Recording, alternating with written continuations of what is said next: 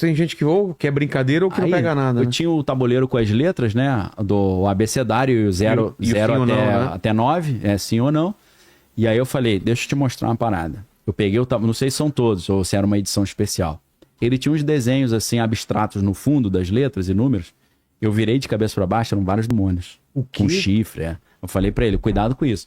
Aí ele começou a falar que tava vendo uma mulher de vermelho na porta da casa dele, não sei o quê. Depois de um tempo ele acabou morrendo numa situação muito trágica, tá? Então histórias reais, assim, dizem que quem brinca com fogo faz pipi na cama, né? Então brincadeira tem que tomar do copo, cuidado. O weed, olha lá. Weed. Eu não sei se esse dá pra ver, mas é mais ou menos isso. Sabe umas manchas ali no fundo? Tem umas manchas. Se você virar de ponta cabeça... O dele, esse aí eu não sei se vai aparecer, mas o dele tinha. Tá? Tinha essa... Ainda tem o goodbye, né? Pra despachar, né? Vai. Despachar, vai embora.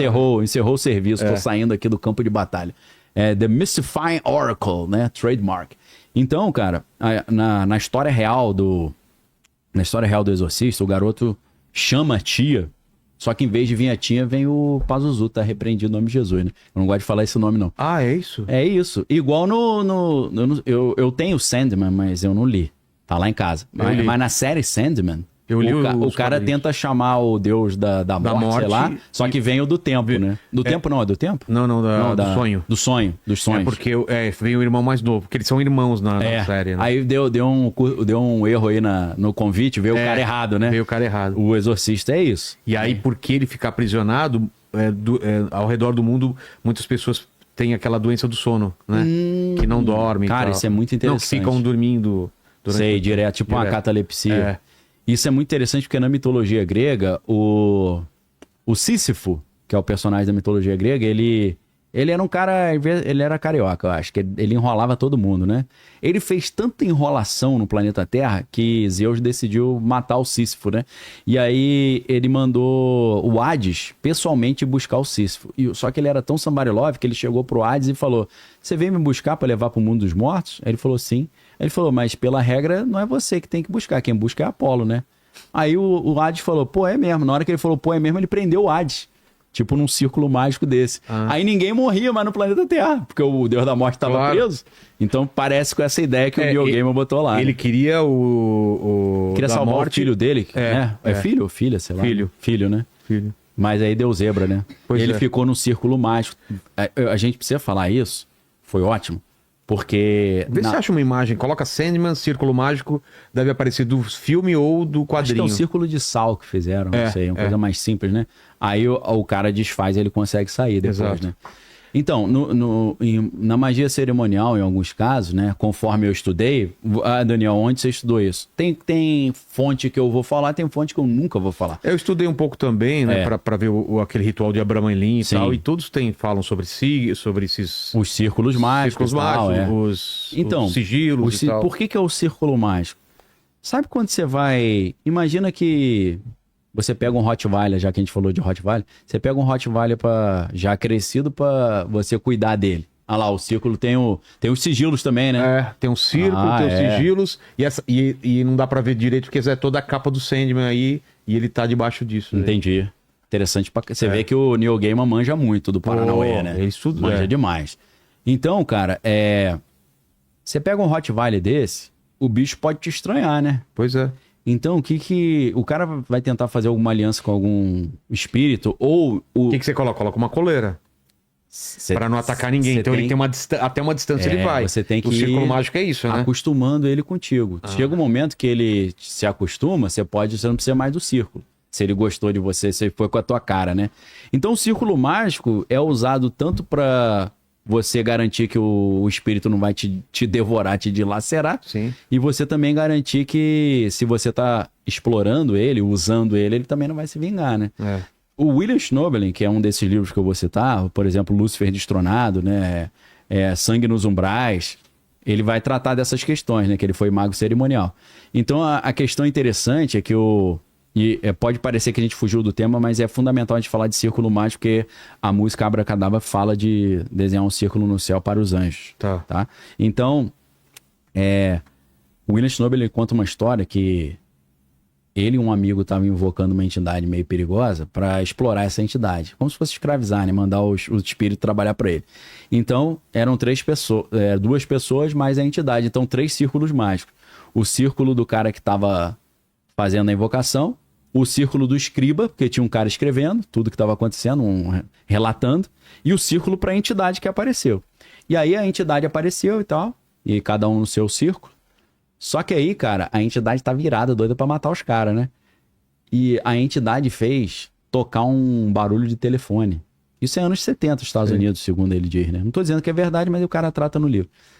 E não tinha nenhum telefone na sala, no lugar onde ele estava fazendo o ritual. E o escriba, ele fez assim pra atender, que ele achou que tinha um telefone. Ele ouviu atrás dele. Quando ele fez assim, o braço dele saiu do círculo mágico.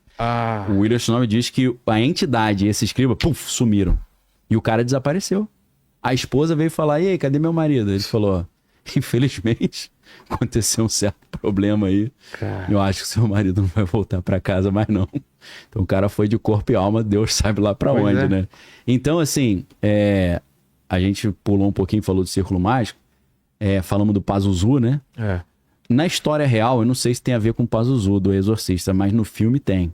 Aí eu vou contar uma outra história rapidão. Eu tinha um professor lá na Universidade Federal do Rio de Janeiro, que eu sabia que ele era maçom, que ele andava com um cordãozão da maçonaria, né? Eu nunca dei um aperto de mão maçônico nele pra saber. E ele dava aula de jornalismo,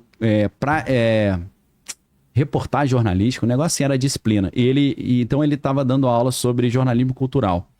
E ele estava explicando pra gente, nós alunos de jornalismo na Federal do Rio de Janeiro, como é que você faz um jornalismo cultural, por exemplo, de exposição de arte, um jornalismo cultural de cinema.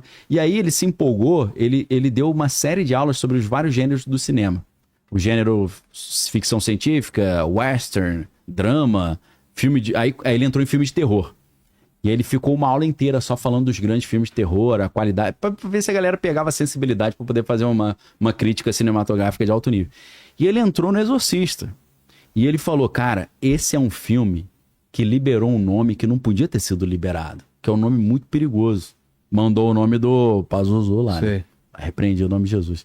E aí eu falei, eu sempre sentei na frente, né? Eu falei, mas por quê, professor? Aí ele foi explicando, falou, cara, isso é uma entidade muito perigosa, tem que tomar muito cuidado e tal. No que ela atua, qual que é o... Ele não entrou no mérito, mas ele disse que é um ser poderoso e perigoso, né? E aí ele falou, pô, botaram esse nome no filme, os caras começaram a invocar a parada. Aí um monte de gente se deu mal por causa disso, que o espírito chegou arregaçando os caras, né? A gente ficou maluca, perdeu tudo, ficou doente e tal. Então, assim, só pra pontuar que o negócio não é brincadeira não, a parada é séria, né? Voltando pra história, se você puder botar, Lene, aquela imagem do espelho de novo, o espelho mágico, ele é usado nesses contextos ritualísticos. Você pode invocar as entidades a partir do espelho, né? Então, parece que, por um lado, se você olha uma interpretação artística, conceitual, Lady Gaga está tentando enfrentar os seus demônios interiores. Ela está tentando expurgar os seus medos e traumas. Ótimo. Perfeito. Acho maravilhoso. Mas aqui, quem manja um pouquinho vê que é um cenário ritualístico, que ela está invocando uma entidade. Ela está invocando quem? A Madame do Caos, a Madame Mayhem. E aí começa o diálogo. E ela com a mão aqui. As duas repetindo. Acho que você tem aí, né, Lene, a imagem das duas, uma de cada lado, né? Uma de vermelho e uma de branco. A de branco é a Lady Gaga, obviamente, e a de vermelho é a Madame do Caos. E ela explica nesse texto, né? A Madame do Caos com a sua bengala na mão direita e o seu gesso na perna esquerda. A Lady Gaga vai aparecer com essa tipologia logo depois. Dá pra ver que ela tá com a mão no peito, né? É igual a gente, né? Cantar o hino, né? Jurar a bandeira, né? Eu juro, né? Eu prometo e tal. Tá fazendo um ritual solene ali. Coloca a próxima imagem, Lene. Vai botando aí que eu nem lembro o que eu te passei. Tem umas numa prisão, numa cela. Aí já é a música Abracadabra. Da cela já é a música Abracadabra.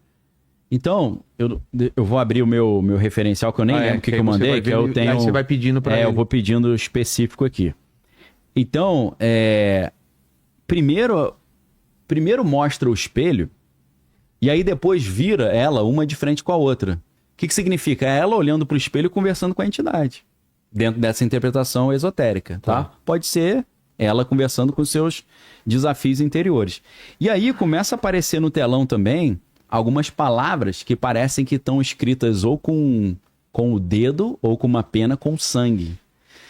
Aparecem algumas palavras assim, escrito bem estilizado. Eu mandei, tem a palavra haunting, né? Que é como se fosse algo de fantasma, né? E mayhem, que é o caos, né? Então parece que ela tá fazendo um juramento e assinando um contrato. Parece que é um pacto, né? Um negócio meio sangue, estranho. talvez, Um pacto de sangue, parece, lá, né? Isso vai aparecendo gigante no telão, tá? E entre as duas também aparece, né? Enquanto elas estão falando, aparece mayhem lá, grandão. E aí, como a gente mostrou a foto do Trump, tem a foto tem essa foto aqui. Aqui, ó, Lene, essa aqui ela com a mulher. Essa aqui é a Marina Abramović, né? Marina Abramović é uma artista de altíssimo nível. Olha lá a imagem. Essa é a Lady Gaga mais novinha, né? Igual ela tá hoje com a sobrancelha pintada de louro, né? Hoje ela tá usando essa sobrancelha pintada.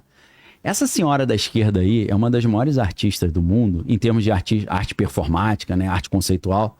Mas ela é ocultista também. E ela faz um negócio chamado Spirit Cooking, em que eles botam, como se fosse um ritual que representa um canibalismo. Bota uma pessoa lá, ou um boneco, e eles vão comendo pedaços desse boneco, que representa uma pessoa. E ela tem o método Abramović, ou método Marina. Ela leva algumas pessoas para um evento na casa dela, numa mansão que ela tem em Nova York, a Marina Abramović, e é como se ela treinasse essas pessoas para serem artistas de alto nível, mas ela treina no ocultismo também. Então a Lady Gaga é uma pupila dela. Foi também treinada por ela, pela Marina Abramović. Se você estudar a história dela, você vai ver foto da Marina Abramović com o Lord Rothschild em frente a um quadro que é o Lúcifer caindo. Nossa. Umas coisas assim que você fala, ó, é a arte, ok, beleza. Cheio de simbolismo. Essa casa é a casa onde ela faz esses rituais. Cara, linda essa casa, hein? Linda. E essa casa, se você olha de cima, ela é uma estrela de 6 pontas. Porra! Entendeu? Mano! Ou seja, geometria sagrada, a casa abre um portal com o mundo espiritual. Qual que é o sentido de... São dois triângulos, né? São dois triângulos, um pra cima e pra baixo, né? As above, so below, que o Crowley falava, né? Ou ele faz levia, tanto em cima como embaixo. Aquela ideia do reflexo, né? E o mundo físico espelha o mundo espiritual e tal. E nessa foto que eu mostrei aí, com ela com a Marina Abramović, essa aqui, você vai ver que a maioria das pessoas está de branco, está de roupas claras, elas estão com roupas escuras. Parece que é um negócio meio iniciático, né? O pessoal diz que nesse processo, ela vem, no caso da Lady Gaga, ela foi vendada e solta no meio da floresta, ali em volta